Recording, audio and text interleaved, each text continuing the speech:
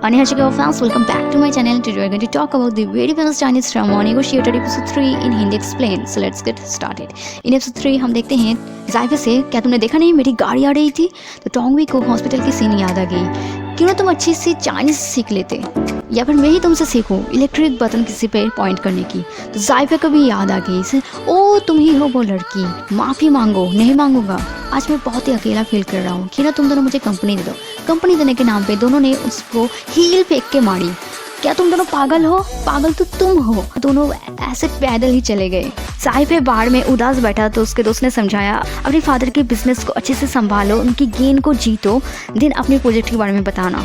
जायफे भी उससे एग्री करते हुए चीयर्स की। टोंगवी की स्टूडेंट्स ने बहुत ही मुश्किल से जायफे की एक पिक्चर कलेक्ट की और उस पिक्चर से उन्होंने जायफे की गर्लफ्रेंड्स की बैकग्राउंड चेक की और उस बार की भी बैकग्राउंड देखी, जिससे उनको समझ में आ गया एक बड़े खानदान का लड़का अगर ऐसे सैवी बार में बैठा है तो जरूर उसके साथ फैमिली की ज़्यादा बनती नहीं। देन टोंगवी जायफे को एयरपोर्ट लेने चली गई, जहाँ उसको मालूम पड़ा जायफे ऑलरेडी 2 दिन पहले ही यहाँ आ चुका है। तो टोंगवी उदास हो गई। देन तियान रोड से जा रही थी तो उसको जोर से बॉल लगी, लेकिन वो कुछ नहीं कर पाई क्योंकि वो लड़का उसकी क्रश था। तियान को उसके टीचर्स ने ड्यूटी दे दी उसकी सिस्टर टोंगवी को मनाने के लिए उनके एकेडमी में बिजनेस नेगोशिएशन को लेक्चर्स देने के लिए। तियान के ऊपर ये बहुत ही बड़ा प्रेशर था क्योंकि उसकी और टोंगवी की बनती नहीं ज़्यादा। और this side next day meeting पे जायफे नहीं आया। टोंगवी बहुत ही टेंशन में और उसके ओपोनेंट इसकी बहुत मजा ले रहे हैं।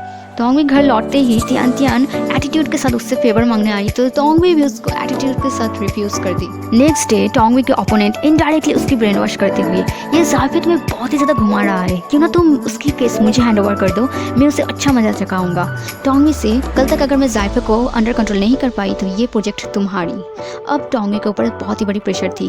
एज वी एक्सपेक्टेड कल भी जायफे मीटिंग पे नहीं अटेंड किया, तो टोंगवी अब वेट नहीं की, वो सीधा होटल चली गई। वहाँ ढीठ होकर पूरा दिन बैठी रही जायफे के इंतज़ार करते हुए। वो बहुत लेट नाइट पे होटल आया, पता चला कि यही वो एरोगेंट बंदा ही जायफे है। अब बहुत ही प्लीजेंट तरीके से बात करने लगी, उसके पीछा करने लगी, लेकिन जायफे उसकी एक बात नहीं सुन रही थी। रूम से एंटर होने से पहले उसको वार्न कर दी यहाँ बहुत ही डेंजरस है, लेकिन फिर भी टोंगवी उसके पीछे रूम में एंटर ले ली। मेरे रूम में एंटर ले ली, ये बहुत ही डेंजरस है। टोंगवी, हम दोनों एक दूसरे को फिट नहीं करते। तुम शायद लड़कों को जानती नहीं, मैं एक सिंगल मैन होटल रूम में अकेला हूँ और मैं ज़्यादा पिकी भी नहीं हूँ। क्या तुम्हें डर लग रहा है? अगर डर लगता तो मैं आपको यहाँ तक फॉलो नहीं करती। तो यहाँ जायफे ही डर गया और टोंगवी ने उसकी पासपोर्ट रख ली और कल की मीटिंग को अटेंड करने के लिए ऑर्डर दे दी। और नेक्स्ट डे जायफे वैसे ही मीटिंग पे सुबह ही चला आया और आते हुए उसको मालूम पड़ गया उसके ओपोनेंट से कि टोंगवी की टीम ज़्यादा पावरफुल नहीं है। उसने एक प्लान की, दोनों टीम्स के बीच कंपटीशन होगी, जो जीतेगा उसको ही ये नेगोशिएशन मिलेगी। कंपटीशन ये थी कि एक लैंड है जिसमें एक ओल्ड लेडी रहती है, उसको जो टीम सक्सेसफुली मूव आउट कर पाएगा वही जीतेगी। ये लैंड वही है जिसके पीछे जायफे बहुत दिनों से है। दोनों टीम इस काम में प्लानिंग में लग गई। देन टोंगवी घर जा ही रही थी कि जायफे ज़बरदस्ती उसके कार में बैठ गए और उसके आइडियल टाइप मैन जाने की कोशिश की।